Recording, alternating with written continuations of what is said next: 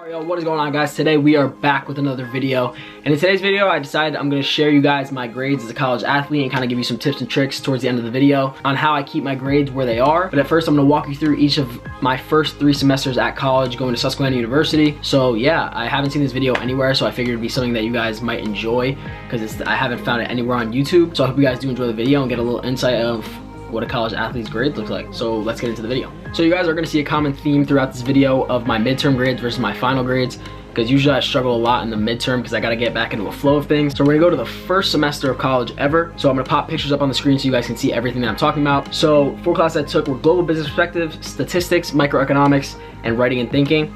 And you're also going to notice another routine through each of these semesters that there's always one class I struggle in. So my midterm grades for each of those classes were a B, A minus, B plus, and B. So usually that's obviously okay. Like nobody's complaining if you get those grades and finish with them. But for me, like I like to push myself a little more. So I did end up struggling at the first half of the semester. And then I did end up, which my midterm GPA was a 3.250. And then moving on to the final grades, I finished with an A minus, A minus, A minus, and B, which are huge jumps for those 2 classes, especially going from B and B plus to A minuses to finish with, which made my final term GPA for that a 3.503, which is pretty good for a first semester of college, especially trying to get in a rhythm and figure out how everything works. And then obviously writing and thinking, I'm not a very good writer. I don't read books or anything like that, so I'm terrible at writing. So I finished with a B in that class, just inevitable. I always get B in English classes. So moving on to the second semester of college. So once again, we're gonna show the first midterm grades, which I told you I struggle a lot. So I was with a B minus, an A, and a C, and the classes I took were macro, history, management, and philosophy. And you could see the C in macro because micro and macro are so hard to me. I don't know why. So my midterm GPA at that point was a 3.168, which was lower than any semester or the one semester beforehand. And I ended up finishing with a B, an A, and an A minus, which is a good recovery, going from a B minus and a C to finishing with 3 A's and just a B.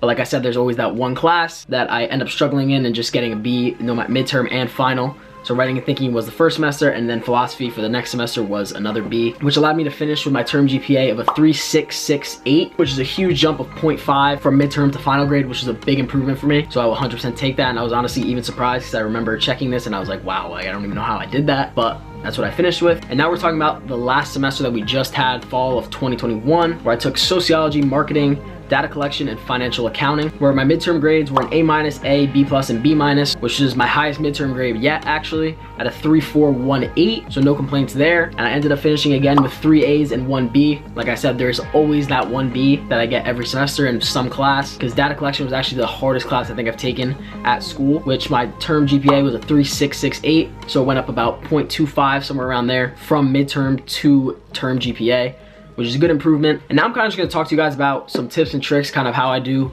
the athletic thing and do well in school. So I think it's really important to figure out what kind of schedule works for you. So honestly, it's gonna sound bad, but I'm a procrastinator. So when I procrastinate, am I saying that right? I don't even know if I'm saying that, but it makes me work harder and try to focus and finish exactly what I do, because I will never do something like 2 weeks in advance because I just can't focus on it. So for me, procrastinating and knowing when I'm gonna complete it, whether I have practice and then knowing I can do it afterwards, or whatever the schedule might be, it's important to know when you're getting the assignment done. And if you have group mates and stuff, make sure you guys plan to have meetings around your sports schedule. But you can kind of see the growth from semester to semester, especially from the first semester freshman year to even now. My GPA has risen a good amount, and I do a lot better in the midterm than I did the first 2 semesters. I don't know what it is with the midterm, but I just don't really focus the first half of the year, and it's hard for me to like really grind everything out, because towards the end I like to just grind everything out and make sure I'm getting everything done and on time and done very well. So I just think the biggest thing to take out of school and being an athlete is making sure you have time to complete everything and knowing your schedule well enough that you can complete everything on time, so nothing's late and you don't just get zeros for no reason. But like I said, it's kind of a shorter video today, and I just kind of wanted to show you guys the insights of what it's like, what grades a college athlete gets.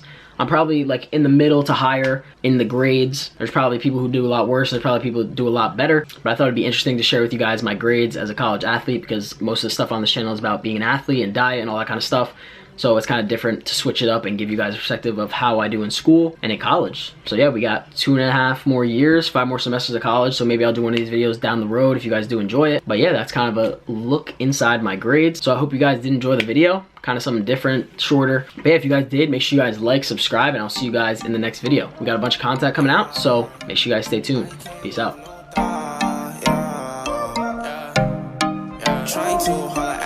Hello, baby, can you come my way?